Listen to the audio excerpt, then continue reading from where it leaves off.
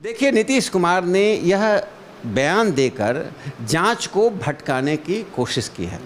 जो लोग पकड़े गए हैं क्या वो लोग रियल दोषी हैं? और इस घटना को अंजाम देने के बाद घटना के परिणाम से किसको सबसे अधिक लाभ होगा? मैं नहीं मानता हूं कि साइकोपैथ किलर है, क्योंकि ऐसे किलर अकेले होते हैं, वो 2 या 3 या 4 के जत्थे में नहीं होते हैं। उस राय के ऊपर एक सीरियल बना था।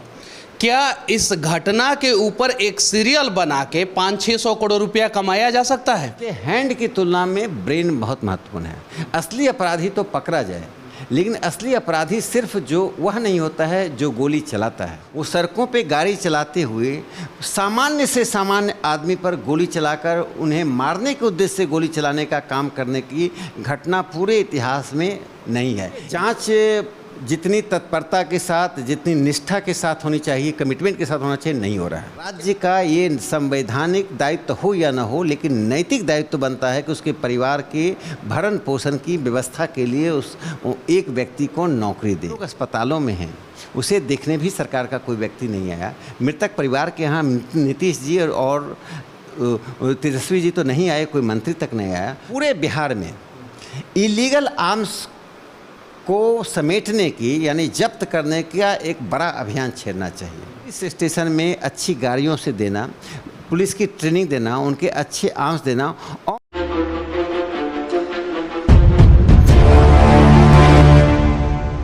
अभी मैं ऐतिहासिक भूमि बेगूसराय में हूं और मेरे साथ बीजेपी के राज्यसभा सदस्य राकेश सिन्हा जी हैं।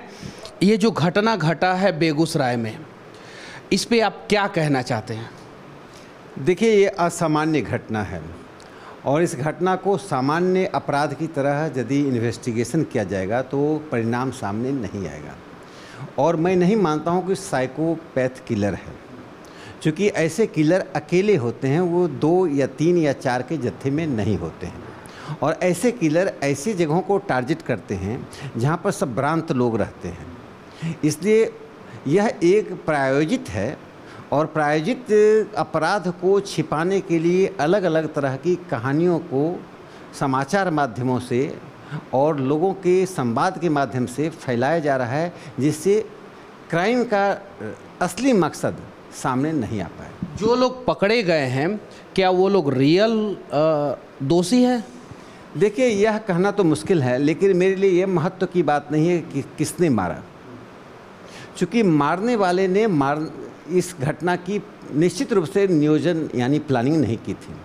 मारने वाले ने कभी भी इतने लोगों को मारने की कसम नहीं खाई थी। इसके पीछे कोई ना कोई एक ब्रेन काम कर रहा है, जिस ब्रेन का कोई अपना ही कोई निहित स्वार्थ रहा होगा इस अपराध के पीछे। इसलिए हैंड की तुलना में ब्रेन बहुत महत्वपूर्ण है। असली अपराधी तो पकड़ा जाए, लेकिन असली अपराधी सिर्फ जो वह नहीं होता है जो गोली चलाता है। अच्छा, गोली चलवाने वाला जो है वो पॉलिटिकल व्यक्ति है या प्रशासनिक व्यक्ति है या कोई बड़ा अपराधी है या कोई बड़ा बिजनेसमैन है या कोई बिहार को बदनाम या बेगूसराय को बदनाम या बिहार सरकार को बदनाम करने का कोई साजिश है इसके पीछे? चूँकि आप जो है इन सब चीज़ों पे ज़्यादा अच्छे ढंग से चर्चा करते हैं और आप बेगूसराय के हैं, तो बेगूसराय के अपराध को आप अच्छे ढंग से समझ सकते हैं और लोगों को समझा सकते हैं। देखिए, षड्यंत्र सिद्धांत से समाधान नहीं होगा कि कोई पॉलिटिशियन है, कोई बिजनेसमैन है, कोई ऑफिसर है, कोई पार्टी है। इसमें जो इन्वेस्टिगेशन हो वह इस सिद्धांत पर हो कि बेगूसराय को अस्त व्यस्त करने में और इस घटना को अंजाम देने के बाद घटना के परिणाम से किसको सबसे अधिक लाभ होगा। जिसको अधिक लाभ होगा वह इस घटना के पीछे होगा। अच्छा, आप इतना दिन से स्टडी करते हैं, पढ़ाई भी करते हैं आज अभी भी, और इस प्रकार का घटना पूरी दुनिया में कहीं भी हुआ है क्या आज तक? देखिए, हमने खंगाल डाला सभी जगह की घटनाओं का, सभी देशों की घटनाओं का। तो जो आपने आरंभ में कहा कि साइकोपैथ, तो स्कूल में जाकर, कॉलेज में जाकर, बिजनेस सेंटर में जाकर, शेयर मार्केट में जाकर वो एक क्राइम करते हैं। लेकिन इस तरह से सड़कों पे 2, 3, 4 हो तो इन्वेस्टिगेशन के बाद आएगा कि 6 थे कि 1 था। वो सड़कों पे गाड़ी चलाते हुए सामान्य से सामान्य आदमी पर गोली चलाकर उन्हें मारने के उद्देश्य से गोली चलाने का काम करने की घटना पूरे इतिहास में नहीं है। ये बेगूसराय इसका एक अपवाद स्वरूप, एक नकारात्मक अपवाद के स्वरूप में इस घटना के बाद दुनिया के सामने उभर कर आया है। इसलिए मैंने कहा कि इस घटना का उद्देश्य चाहे जो भी हो, क्षति बेगूसराय की अस्मिता को हुई है। बेगूसराय और बिहार को इससे कितना नुकसान हुआ है? बेगूसराय के बारे में कुछ दिनों पहले एक सीरियल बना था जो बेगूसराय के चरित्र को नहीं दिखाता था, उसका नाम बेगूसराय था। तब मुझे बड़ी आपत्ति थी। अब इस घटना ने ऐसे सीरियल बनाने वाले के औचित्य को स्थापित कर दिया है, जस्टिफाई कर दिया है कि बेगूसराय एक अपराध की नगरी के रूप में, जो रामधारी सिंह दिनकर की नगरी है, जहां पाल डायनेस्टी है, ऐतिहासिक पाल डायनेस्टी का, जिसकी एक राजधानी का अंश नौलागढ़ में रहा था, जहां पर शक्तिपीठों में से एक शक्तिपीठ जयमंगलागढ़ में है, उस बेगूसराय की आज छवि सॉफ्ट पावर से नहीं होकर आज स्ट्रीट पावर से हो रहा है।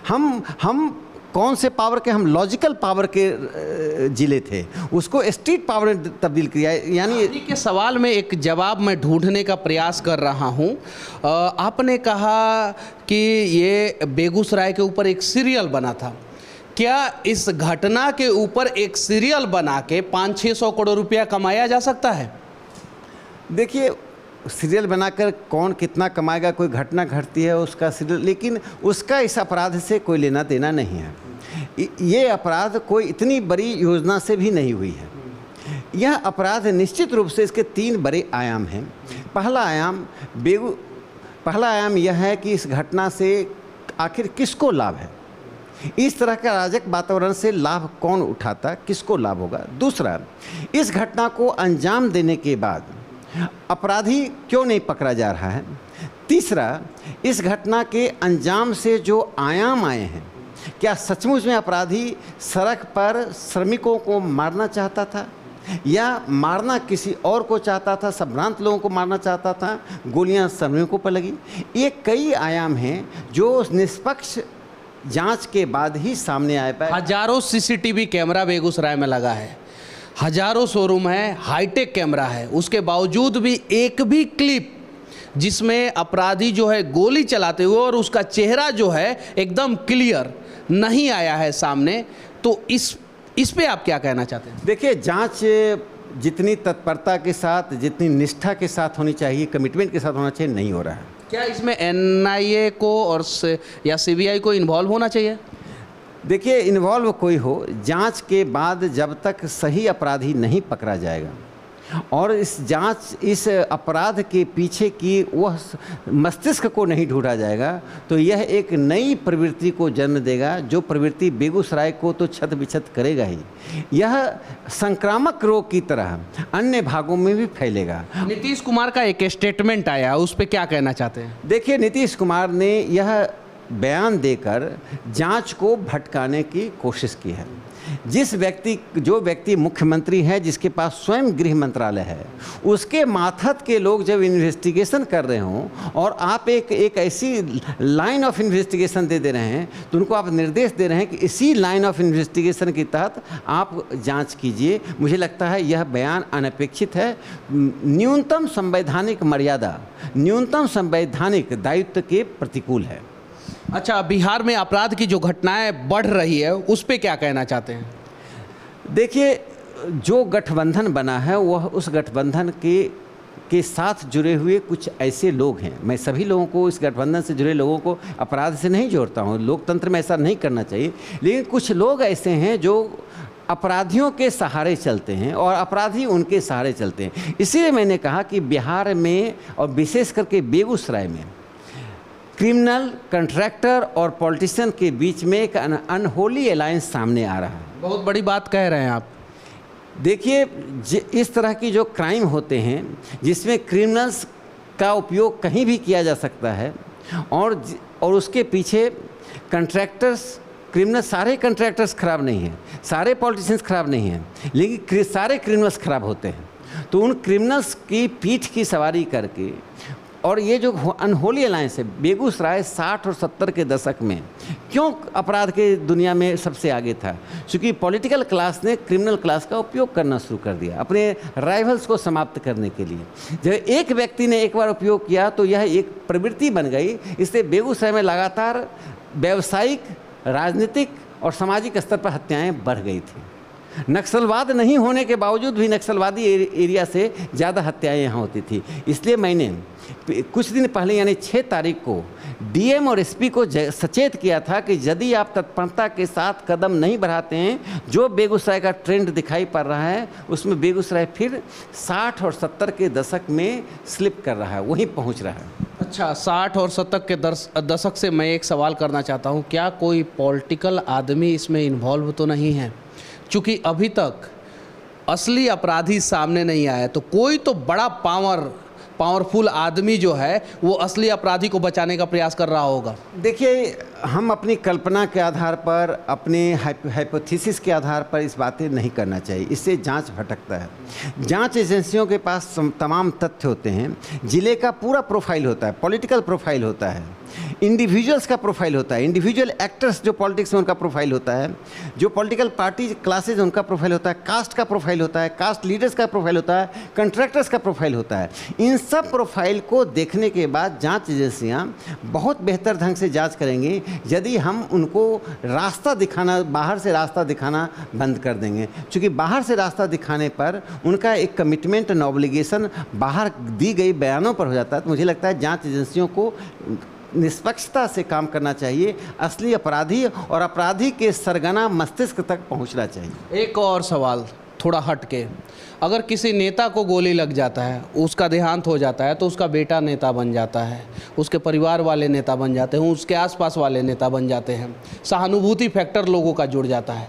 लेकिन आम आदमी को गोली लगता है तो नेताजी लोग सहानुभूति क्यों नहीं दिखाते, उन्हें इंसाफ दिलाने का प्रयास क्यों नहीं करते हैं? अगर एक निर्दोष की हत्या हो रही है बिहार या देश के किसी भी कोने में, तो उसके परिवार वाले को एक सरकारी नौकरी क्यों नहीं दिया जा रहा है? देखिए, जिस निर्दोष व्यक्ति की सड़क पर या रेल में या कहीं दुर्घटना में मृत्यु होती है जिसका कारण वो स्वयं नहीं होता है, तो राज्य का ये संवैधानिक दायित्व हो या न हो, लेकिन नैतिक दायित्व बनता है कि उसके परिवार के भरण पोषण की व्यवस्था के लिए उस एक व्यक्ति को नौकरी दे।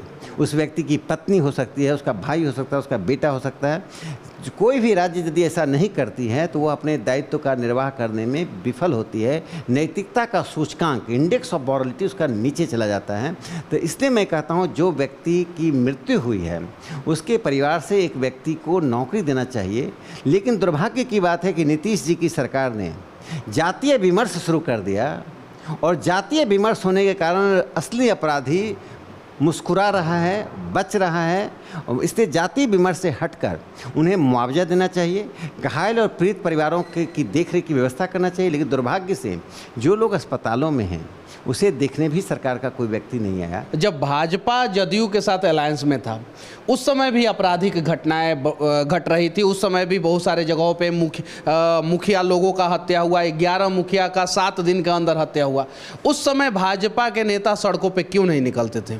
देखिए, कुछ घटनाएं ऐसी होती हैं जो आपसी प्रतिद्वंद्विता का सीधा परिणाम होता है, जिसका अनुमान आप नहीं लगा पाते हैं। जो आपने मुखिया का कहा, चुनाव में जीत हार हुई और एक व्यक्ति ने ठान लिया कि उसके अस्तित्व को मिटा देना है। इस तरह की घटनाएं वह भी नहीं होनी चाहिए, खुफिया को इतना मजबूत करना चाहिए।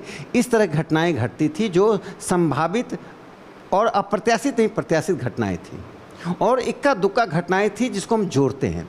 अभी जो घटनाएं घट रही हैं वह अप्रत्याशित घटनाएं हैं कि आप दुकानों को लूट रहे हैं, डॉक्टर का अपहरण हो रहा है, सड़कों पे लोगों की हत्याएं हो रही हैं। तो नेचर ऑफ क्राइम में परिवर्तन हो गया है और नेचर ऑफ क्राइम में ये ऑर्गेनाइज्ड क्राइम हो रहा है। बिहार में सिर्फ 90,000 पुलिस वाले हैं और बहुत सारे जगहों पे सर्वे के अनुसार जो है 2.5 लाख पुलिस वाले होने चाहिए। यानी जो इंडेक्स है उससे 1,60,000 कम पुलिस वाले हैं। तो क्या बिहार में 1 लाख नए पुलिस वाले की बहाली निकलनी चाहिए क्राइम को कंट्रोल करने के लिए? दुर्भाग्य ये है कि यदि 1 लाख की हम बहाली भी कर देते हैं, जिस प्रकार से कास्ट का वायरस को हमने उन तंत्रों में पहुंचा दिया जिन तंत्र को समाज की रक्षा करनी है, न्यायालय से लेकर पुलिस तंत्र तक। उसके कारण परिणाम ये हो रहा है कि संख्या होते हुए भी कहीं ना कहीं बिहार पिछड़ता जा रहा है। और इसलिए मैं कह रहा हूँ कि पुलिस रिफॉर्म की बहुत आवश्यकता है। पुलिस स्टेशन में अच्छी गाड़ियों से देना, पुलिस की ट्रेनिंग देना, उनके अच्छे आर्म्स देना। पूरे दुनिया के इतिहास में इस प्रकार का अपराध आप लोग गूगल पे सर्च कर सकते हैं, कहीं भी नहीं घटा था कि 1 घंटे तक कुछ व्यक्ति जो है पूरे भीड़ में जो है गोलीबारी करते हैं और बीच में 6-6 थाना आता है, हजारों सीसीटीवी आता है और वो बच निकलते हैं, प्रशासन उसे नहीं पकड़ पाता है। आप अपना राय जरूर रखना कि ऐसे अपराध पे कैसे लगाम लगाया जा सके। बाकी हमारे साथ राकेश सर थे और इनकी बातें आप लोगों को कैसी लगी कमेंट करके जरूर बताना। जय हिंद।